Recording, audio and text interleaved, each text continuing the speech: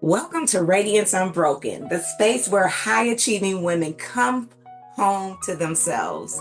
I'm Dr. Indea and founder of Aryze. So, this podcast is your sanctuary for nervous system restoration, hormone harmony, and whole person healing.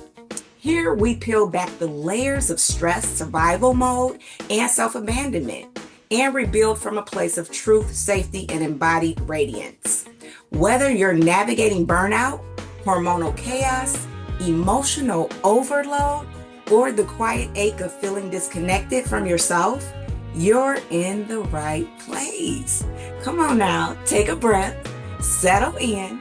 Your healing is not a luxury, it's your birthright. So today, our guest is someone who's very special, whose story will touch your spirit. Dr. Staci Smith, she's an empowerment coach and best-selling author who helps women release shame, heal childhood wounds, and walk boldly in purpose. Dr. Staci, thank you for being here. Thank you for having me. It's a pleasure. All right. So we're going to get started. Usually with my guests, I ask them about their origin story because I just want to know just a little bit about where they came from, right? And then we'll dive into the nitty-gritty of everything. Okay. So Dr. Staci, tell us a little bit about your origin story. As a little girl, I was born and moved a lot because my dad was in corporate. I was born in Colorado and then we moved to California. And in that, I got exposed to how people responded to me very early. My origin story being the only Black child in the school in kindergarten through second grade. I guess I'm sort of jumping in, but that's part of my origin story of Wow. Mhm. all was well until it wasn't one day. And people looked at me and had a reaction. And then we moved. My parents wanted me to have a different experience, and we moved again. And I was the Black girl who talked like a white girl and had that response. So, as my origin, my identity was challenged, just showing up as being me. All I knew is I'm just Staci. And people responded to the way I spoke, whether it or looked, but very surface Mhm. level, not getting to know me. Yeah. Yeah. That shaped a lot of how I moved through life later. And I wasn't aware of it till much, much later. And I'm sure we'll talk about that. Wow. Yes. Yes. And you know what? I can relate because growing up as well, when you are not like everyone else, you get Mhm. those kind of reactions from children. And so I can relate. Let's see. Let's go a little bit deeper into like how did you grow up? Like were you said you were the minority in your community. So how did that shape you going on into high school and going into college and becoming an adult? Well, there was the time of elementary being bullied for just being me. Junior high, well, by the end of that, I was like, I ain't having it no more. Put them up. And I finally fought back. Junior high, went to a different school and I was in kind of isolation, but I was ready to fight at any time. So I took that into high school. I was like, mess with me, I'm gonna get you back. I had a circle of friends and I had learned to code switch for lack of a better term. So my fitting in was now not a thing. I was in a very multicultural school. I just went to my 45th high school reunion yesterday 2 days ago, and that's Hmm. what I love about it. Blacks and whites and everybody, Asian kids, just we're all together and we just love each other. And it was the healing of that. But then college, I went to Spelman College, graduated from there, and I was like, okay, this was my healing, my restorative, corrective experience where I was in a Black college with Black women and we loved each other. That was like the breath I had been waiting to breathe. Wow. So you had like the rejection in one end, as a child, and you were shaping your personality and you were developing into this woman. And then on the latter end, you had this support system that looked pretty much like you. Yes, That's dynamic. it was bookends. Hmm. Hmm. And I really appreciated that. So when I went into the world, I was coming from that really good place. And I got Okay. recruited by a Black woman to go work in a traditional corporate organization that of course was white male dominated. But I didn't walk in at an emotional deficit, and Mm-hmm. the rejection was more from my own people than it was. I could code switch and I could articulate, and the Mm-hmm. comments always, even in my doctor's notes, was articulate African American woman. I was like, duh, I have one language. Yes, I'm going to speak it well. It's the only one I know. But anyway, Exactly. that was enough of a reference that apparently it stood out to me. It was like, that's what you're supposed to do. I don't know. You know what? I can relate. Oh my goodness. Yes, I can relate because when I was in grad school, I mean, I would get comments like that. You speak so well, and I'm thinking like, as humans, shouldn't we speak well? Isn't that a normal thing? And is My that a senior year, label? right. Well, my senior year, I moved to Connecticut. Again, Uh, now lived in the suburbs, and I always lived away from the Black community. So that was a thing. And had a friend whose father was an anesthesiologist, and she lived in a very elite gated community. And somebody said to us, you're not like other Black people. And I was like, what? uh, What are you talking about? What other Black people do you hang out with? How do you come up with that? And so again, there is that label, there is that identity imposed on those of us who speak like the standard American English, so they say. And so mhm. we actually have to code switch. We actually have to adopt another language, because if we speak that way among people who think that sounds too proper in our own Mhm. community, then there's still, even as an adult, there's still people look at you a little funny. They don't say it like kids did, but they still think it. Yeah, yeah. I saw an interview with President Obama, and he had mentioned something about the code switching. And I just found that so interesting that, oh, that's not just something that I see on a daily. That is Mhm. a real thing. It And that absolutely to me can be stressful. it is. And it can cause so much stress when, okay, they tell us to show up as authentic as we can, right? Right. But we're like this beautiful bouquet of flowers, and we have a variety to ourselves. So, yeah, that's just something that I reflect on often. Like, how can you show up authentic when you have to put on this code switch Right. Because at, it's a at certain filter times? that you have to lay over. I want to say this, but who's my audience? Which way do I say it? Which voice? Hmm. So Hmm. you then become, at least dual pronged in your communication. And we don't Hmm. want to have to do that. But for what we say to be heard, Hmm. oftentimes think of the listener more so than just what we want to say, Yeah, absolutely. which is Absolutely. stressful. It's stressful. Yeah. And we know with stress comes physical stressors. So not only mental, but physical. And we're going to talk about that in little pieces throughout this conversation. And as it relates to like identity wounds, you shared how rejection shaped your identity in so deeply that your body eventually rejected your kidneys. Now, this was in your bio. Can we dive Yes. a little bit deeper into that for the women who are listening and who feel off in their bodies? Yes. It's so funny, as we talked about the stressors of the code switching, and that conversation I just shared was in Connecticut. That's when my kidneys, I had high blood pressure at 17 years old because I was stressed. Hmm. Hmm. I don't know that I knew it or called it that then, because we didn't talk about stress. We just, you did what you did in life. But what I can say today, looking back, was that I was carrying an internal measuring system that I had to do things right. I had to adjust who I am, what I said, what I did, depending on where I was, because my whole mindset was, are they going to accept me or reject me? And it didn't leave room for anything in between, and it didn't leave any room for me, because Hmm. every thought and every action was dependent on what the recipient of me words Hmm.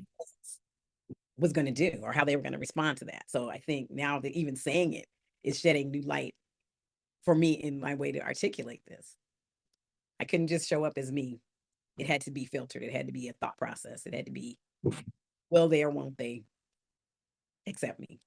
Yeah, yeah. And what can you say are the early signs that emotional wounds are starting to show up? and I know now in your body, because before, as a teenager, you probably didn't know. So how could you just expand on that? What I talk to my clients about is those very things, those behaviors where maybe you always think you're the one that has to do everything because you don't trust other people to do it. And or in your mind, if I don't do it, it won't be done right. I mean, how many women do you hear say that, right? Mm. Or say Hmm. it ourselves at times. And the belief about that is a burden. You don't have to carry other people. You don't have to take care of everybody else. You can step back and say, well, they're going to figure it out. Let's see what happens.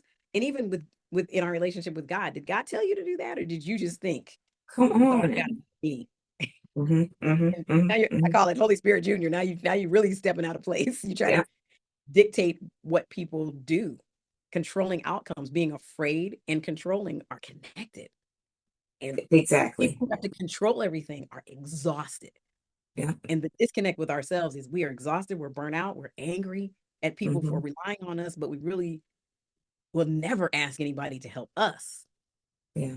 And so, how isolating and lonely and painful that is, and that dis-ease lands in our body, in our sleep, in our rest, in our various health, the things you can measure, like blood pressure, Yeah. weight, carrying anger shows up sometimes as a weight thing Yeah. or a protective thing. Absolutely.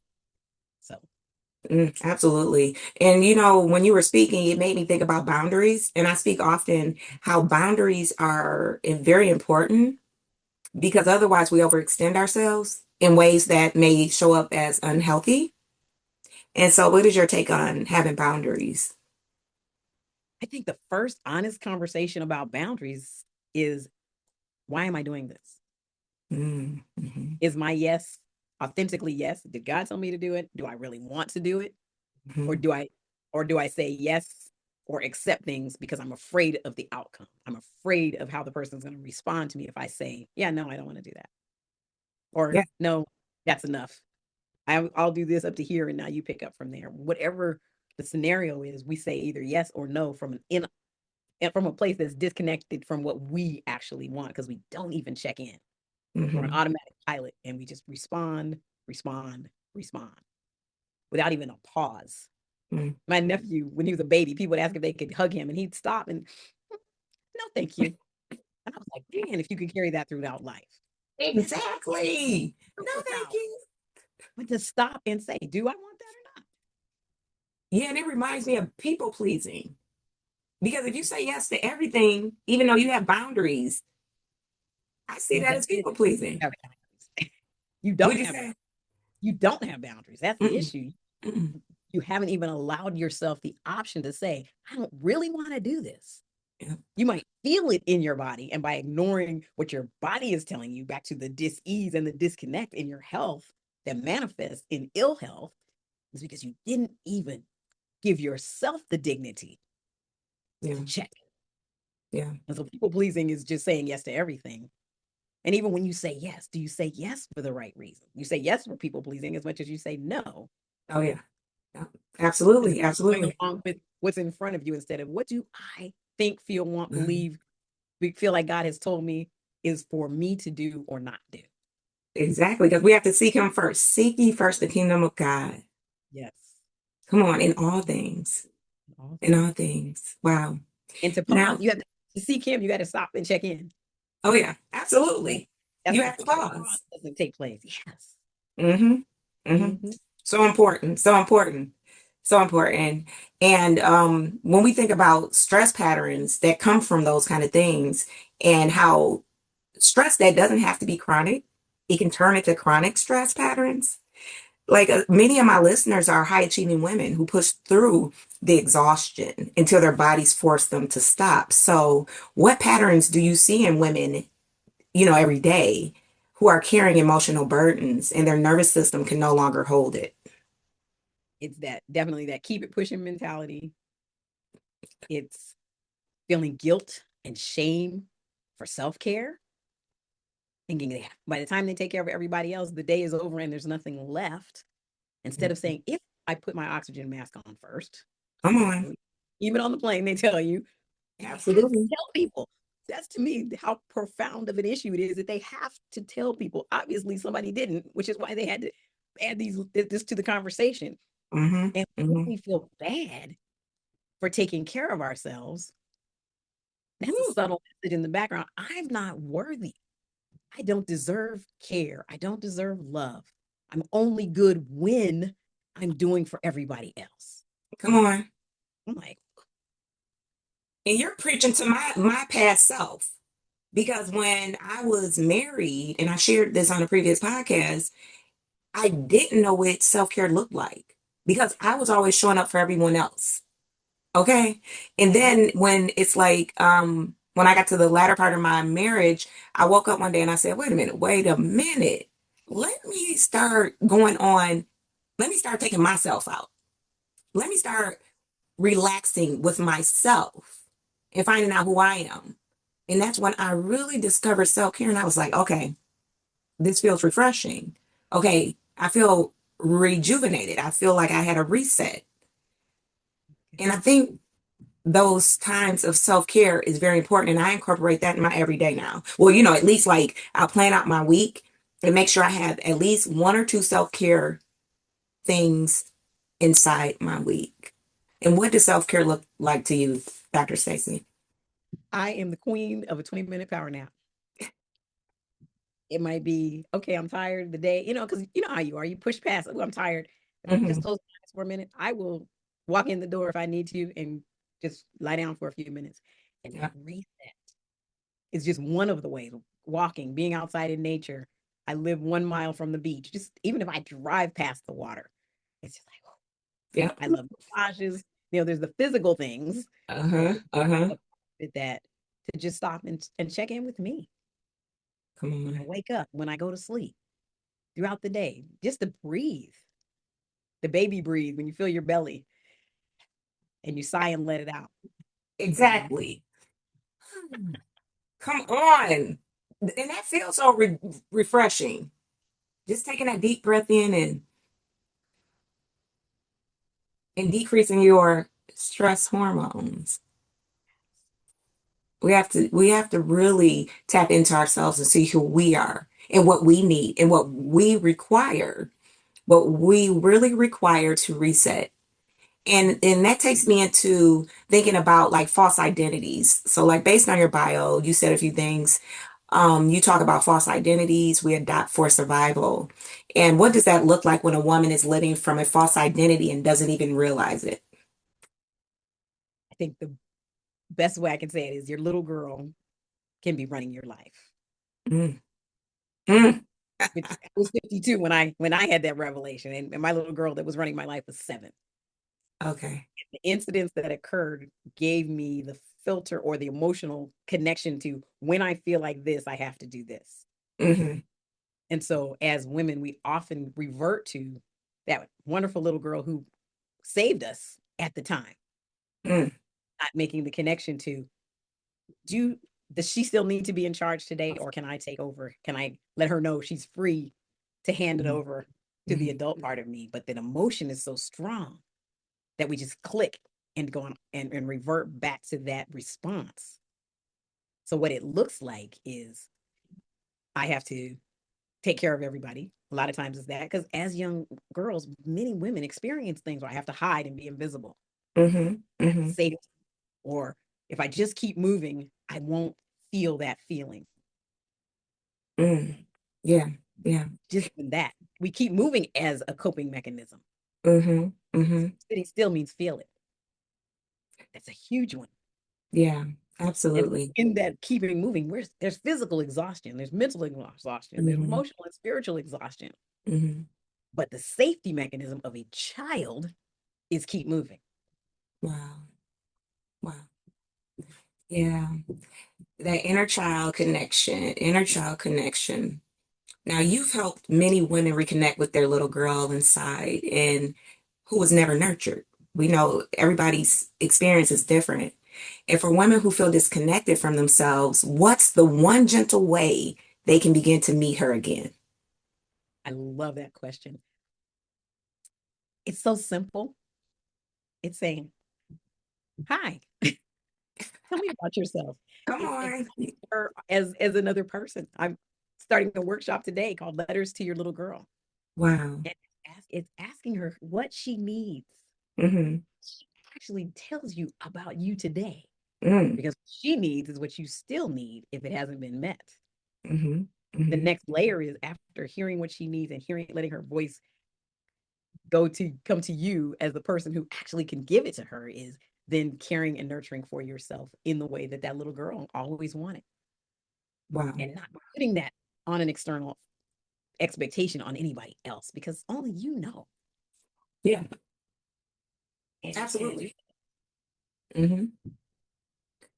safety that people are longing for and striving for and trying to Mm-hmm. get everywhere else. Oh, I can do that right now. I can give Mm-hmm. myself a hug. I Yeah, can say, beautiful, look in the mirror, those affirmations. I am beautiful. I am fearfully, absolutely. wonderfully made. I am God's beloved. And look Yeah. yourself in the eye in the mirror. And Yes. doing that is hard for so many women. Looking in the mirror in general, but then in the eye, in Mm. conversations with people, how few people can look you in the eye because it's Wow. uncomfortable. And to do so Absolutely. for yourself is next level, penetrating to your own soul Mm. and then saying, and I love you. Thank you for Mm. taking care of me. I honor you for standing up when we needed that. Maybe the adults in our world didn't take care of us. Maybe Yeah. we protecting ourselves from them. Maybe they Mm-hmm. didn't know. Maybe they didn't have their own issues that made life scary and unsafe for us and left us feeling unloved, like we didn't matter. Wow. The dates with yourself say, I matter. Yeah. Absolutely. Yes, Come it on. does. To prove anything, I don't have to be an overachiever. That's the other one. Always, I got to be the best. I got to show everybody I'm worthy. I'm worth it. I'm good. You're Mm-hmm. just because you are. Wow. Yes. Thank you for that. And you know what? While you were talking, I was thinking about like self-abandonment and how many women listening have spent years taking care of everyone else, like myself included. And I just wanted you to expand on what are the subtle ways that self-abandonment shows up in adulthood. Not acknowledging how we feel. Mm, Not asking, because a lot okay. of times there's no space to ask because you're constantly moving. But if you do have an acknowledgement that, oh, even if something hurts in your body, that's a symptom that is pointing to further investigation being needed, right? From the medical perspective. Emotionally, if Mm, we are feeling even afraid, there's a mhm, fear that we carry that we don't ever look into. The woman that is never slowing down long enough to say, what am I afraid of? What's going on? What is this connected to? What is this a reflection of, a symptom of? mhm. The other types of things are just feeling, if we don't do for other people, we don't have any value. Mm. It's just those honest conversations that busy women rarely Oh yeah. take time to have with and for themselves. Hmm. Journaling is a lovely, lovely way to just let your voice out. That's why the letters to the little girl is so important, because you're writing what you may not Absolutely. say. It's giving voice to the unspoken. That's what I refer to in Come my on. no more. Absolutely. I believe in journaling. I journal daily. And I also have my clients journal because I feel like we owe it to ourselves to be able to release things. And journaling allows us to do so, to put it on paper. And so it's not just in our head Yeah. or, we're constantly revisiting that. And it allows us to just write it down and make it plain, right? Right. And then journaling also, I think, allows us to look back and reflect on how far we've come. Absolutely. And celebrate. We don't celebrate ourselves. Whole nother layer of this, right? Hmm. I did good. I'm not where I was. I'll be where I want to go, but I'm not where I was. Come And on. that's progress. Absolutely. In Absolutely. the podcast journey, there's so much to learn, as we know. Ooh, wee. And these are things we've never thought about learning before. So there's no real connection and frame of reference. Exactly. Exactly.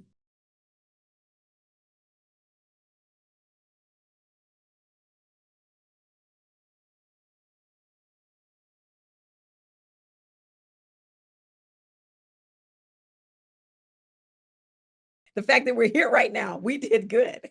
Absolutely. I tell people put one foot in front of the other. Just take a step, even if it's a baby step. And you'll Went for the surgery. There was no cancer.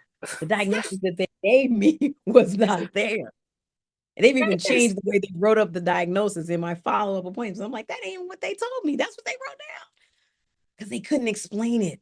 Yes. Lord, I trust you. Come on, And Jesus. to meet Woo. me at that place, that Mm, mustard seed faith that was like, okay, I'm just going to dig my heels in. Everybody mm, around, I was on a kidney transplant list and said, nope, take me off. mm, mm, Got fired from a doctor at Stanford University because I didn't do what he said. I'm like, mm. it's okay. That's I okay. trust God. I don't Exactly. trust you. Exactly. And Dr. Says, I have a question. How important is the scripture, as a man thinketh, so is he? It is. It is identity. It Come is on. identity.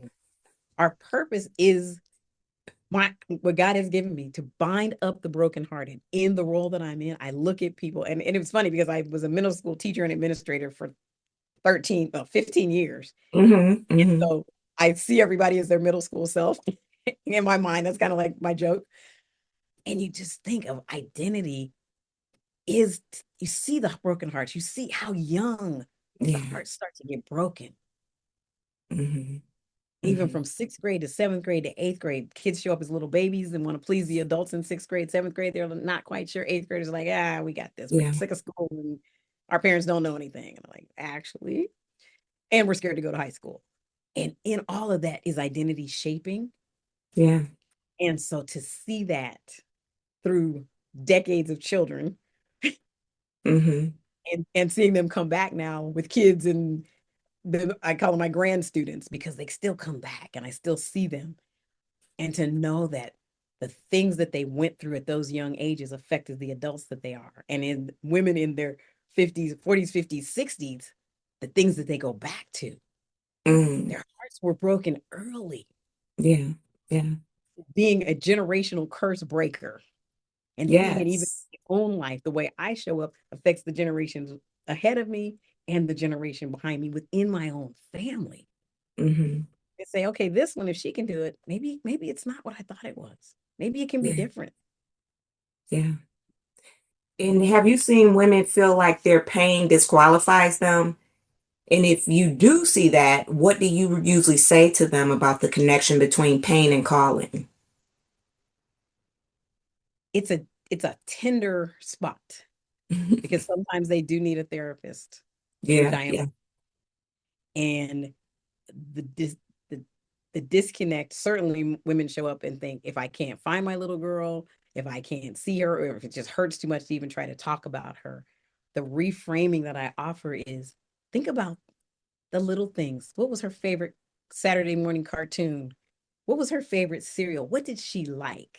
Mm. To know that there were Mhm. some good moments that they can tap into, that it doesn't have to be dive into the worst possible memory of trauma and pain.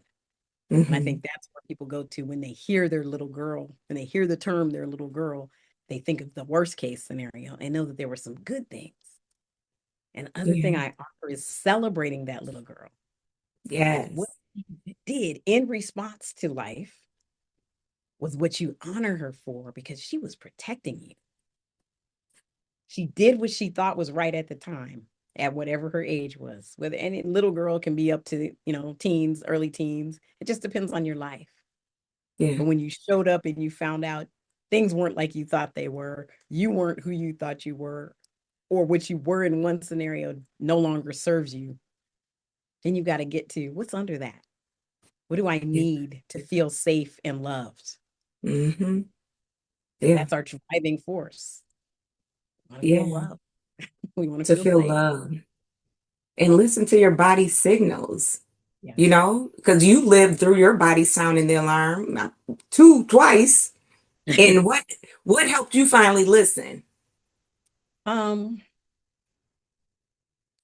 I think because there was a break between the two, there was listening in between, and when it got disconnected again, I was like, "Oh, something's Mm-hmm. off." But the listening was God had to, like you said, busy women had to knock me on my butt, and I was at home not working because of the condition that my body was in. I had to sit still, Mm-hmm. and then okay, God, what's the lesson? What are you Mm-hmm. trying to teach me? Because naturally, I didn't sit down. Naturally, Yeah. I didn't. So when I was strongly encouraged to, the Holy Spirit met me in that place of need and showed Wow. up and Mm-hmm. and let me start to see through a new lens. And that's awesome because some women don't have that lens. And for those women, who do have that lens and who doesn't, what do you wish more women would understand about the connection between the emotional trauma and the physical symptoms? If you could give them like 2 points. I think the emotional trauma is tied to behaviors, Mm, and the behaviors, the driving behaviors, the never stopping to take care of ourselves, feeling guilty and shame when we do, create conditions for physical dis-ease, to know that that's a loop and a cycle. So even if for some people, I have a quiz, the archetypes quiz about behaviors that point back to the little girl and forward to the adult. hmm And women hmm can bridge that by saying, okay, I act like this today. Why do I do that? Because a lot of times people just say, that's just the way I am. Is it?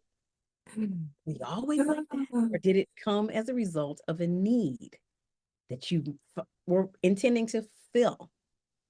And can hmm you be curious about when and why that started? Yeah, yeah. And it's And interesting. it's scary. Mm-hmm. Uh-huh. It's scary. And our bodies are so delicate. Our mind, our bodies, it's all connected, right? It's so delicate, so let's see, sensitive to things, but we may ignore those things until we finally get like burnout physically. And so when women are emotionally overloaded and their hormones are going whack, their sleep is imbalanced and energy often collapses. What Mhm. were your physical signs you ignored early on that you now recognize as red flags?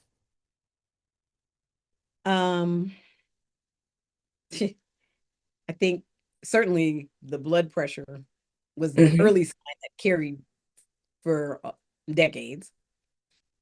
Um, and not understanding, I'll say cortisol levels, the stress, the chemical cortisol levels that were had my body in fight or flight mode at all times in all situations.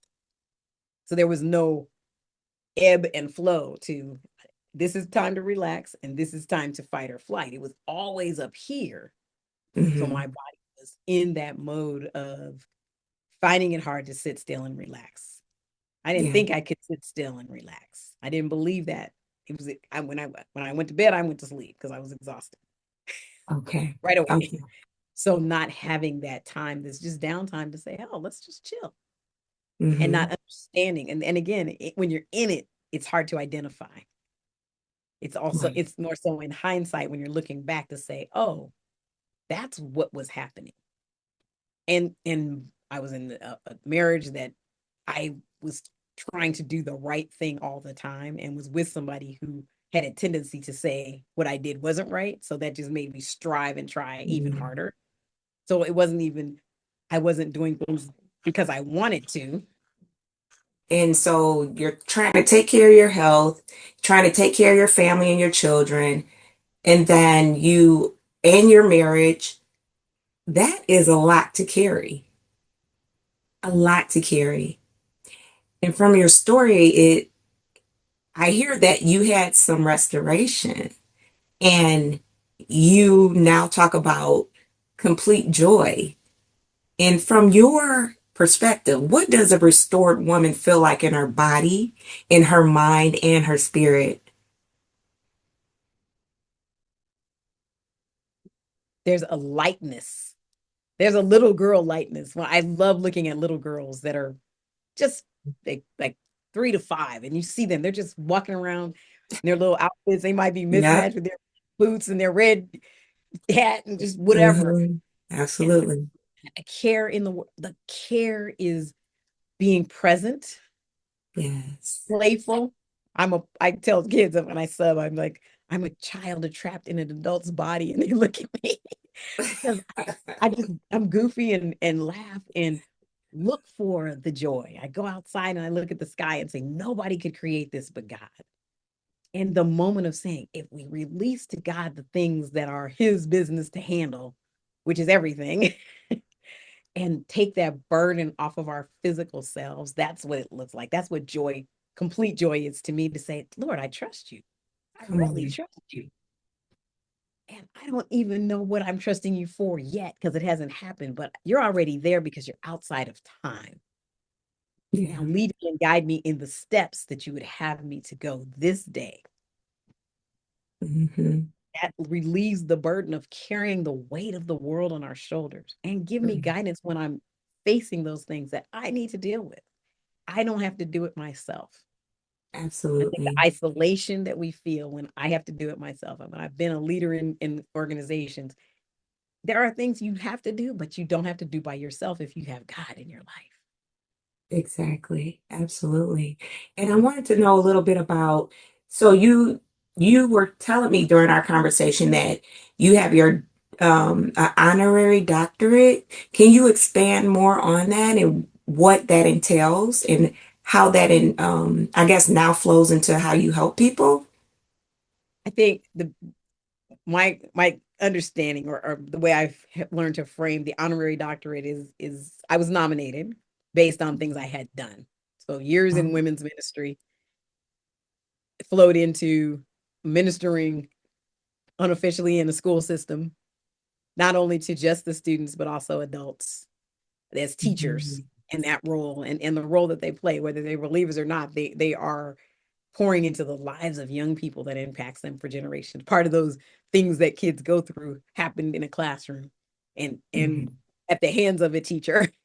Mhm. So Mhm. being able to minister to those teachers and serve what was behind their behaviors. There, I remember challenging teachers. Well, so why did you treat that kid like that and that one different for the same behavior? And to cause them to stop and reflect. And to get Wow. to, there was other things really going on. And for the young Mhm. people, parents would come to me. I don't know what to do with them. What should we do?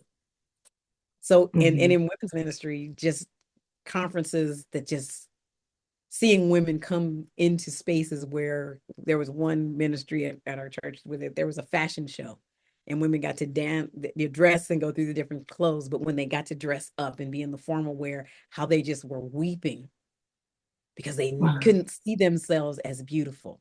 Mhm. So Mhm. all these things have layered and tied together. God has been so good and so gracious that the things he was planting in my life experientially Mhm. now flow out of what I do for women. The retreat that I'm planning one day in the future will have that kind of a component, whether it's a photo shoot or something where women get to see themselves as beautiful. Come on.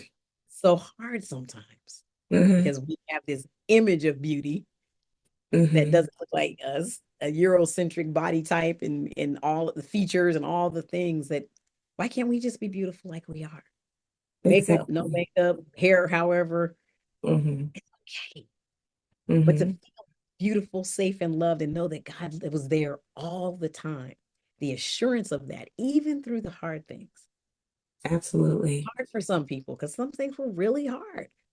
Wow. Well, yeah, people need support systems, and you help women heal emotionally, and I help them heal physically and hormonally.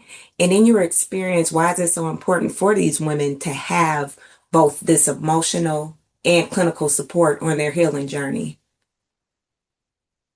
Because because women's natural tendency in my mind is to disconnect We Mm-hmm. disconnect from our emotions.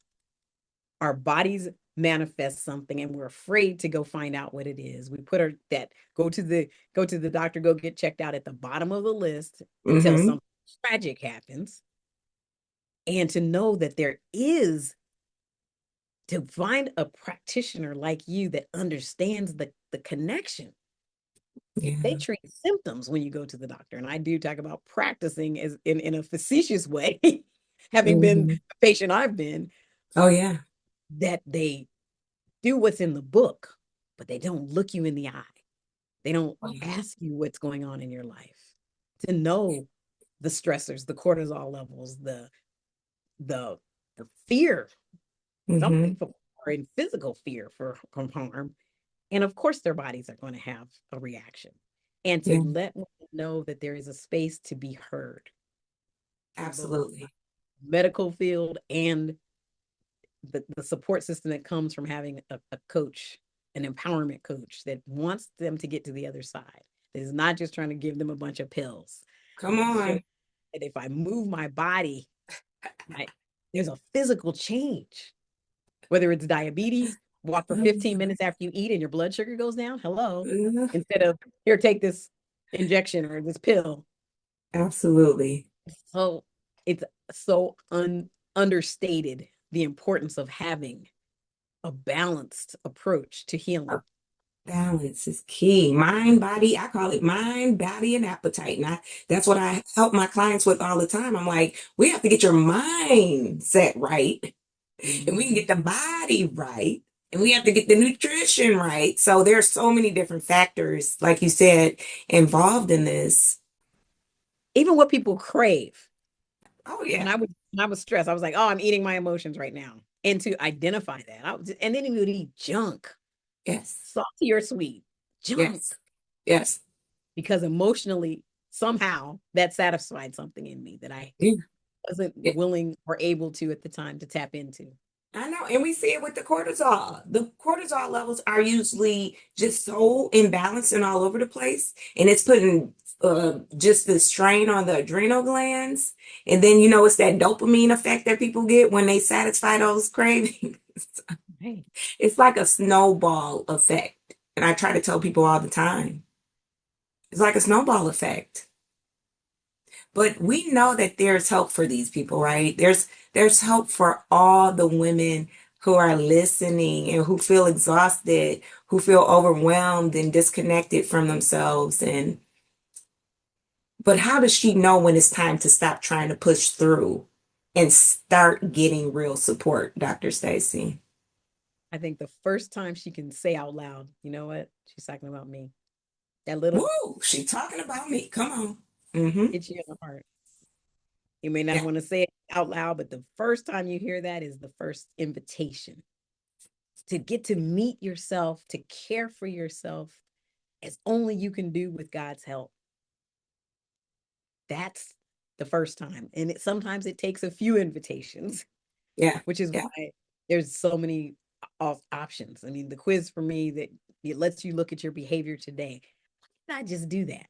Why do I yeah. keep dating that kind of guy? Why do I keep having flashing on people?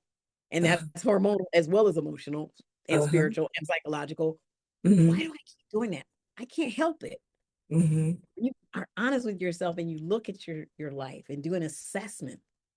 Yeah. I wake up tired every day, right? I'm sure that ties very much into the conversations you have.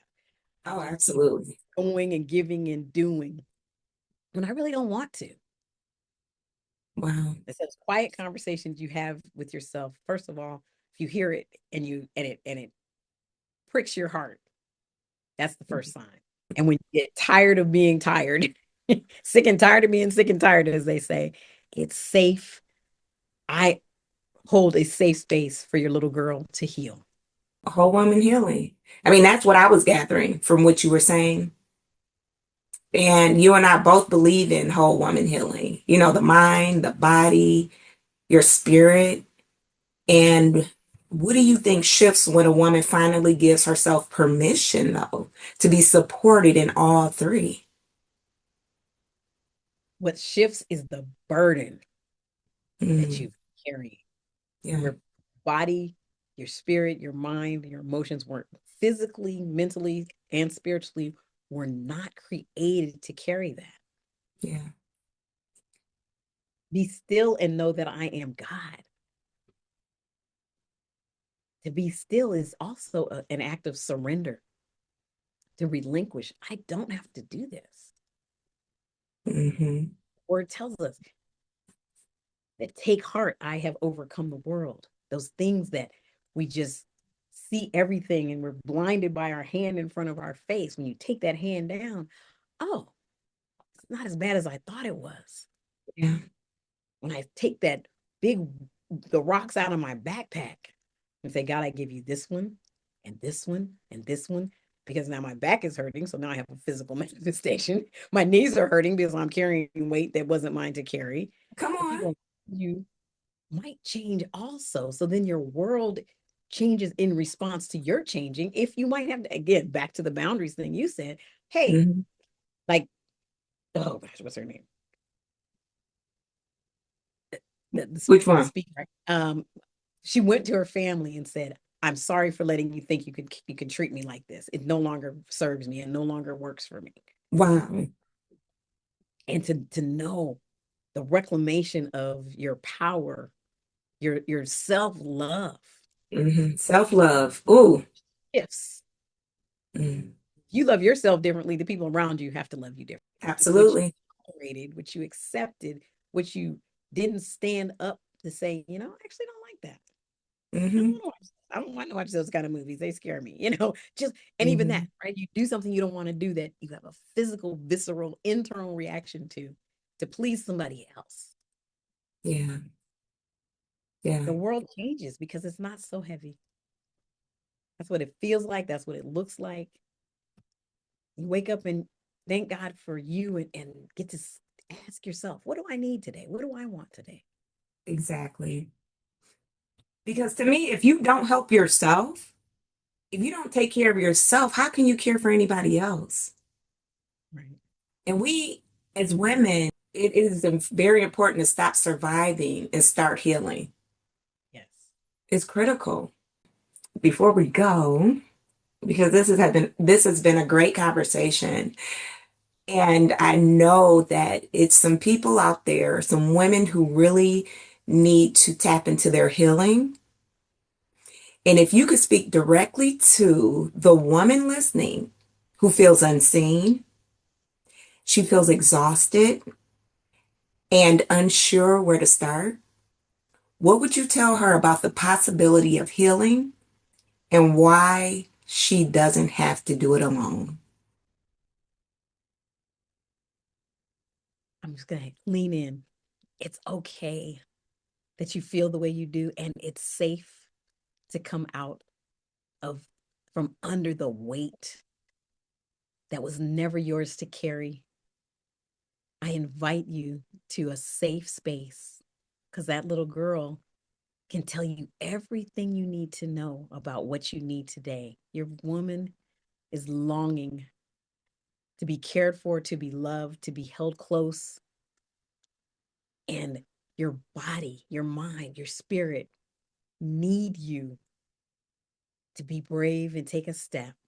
I know it's hard, which is why I come alongside women with my hand out to hold their hand, connecting to people like Dr. Indea, connecting to someone who has lived through the challenge of my own identity issues almost taking my life. Mhm. It's it can be done, and it's just time. It's time to Yes. take a step. Thank you. Thank you so much for that, Dr. Staci. And how can people get in touch with you? You can find me on Instagram at Staci Speaks Hope. Also, my podcast called Staci Speaks Hope on all platforms, Apple Podcast, Spotify, and YouTube. And if you want to email me, it's hope at Staci Speaks Hope. And my website is stacyspeakshope.com. And you can schedule a call or take the little girl quiz if you're just curious about your patterns. I'm sure we'll share the links in the description. I want to thank you today, Dr. Staci, for being a guest on my podcast. And I also want to thank everyone for tuning in to Radiance Unbroken podcast. If today's conversation stirred something in you and now you have clarity or you have conviction or even the awareness that your body and spirit are asking for more, trust that. This is your invitation to step out of survival mode and into supported whole woman healing.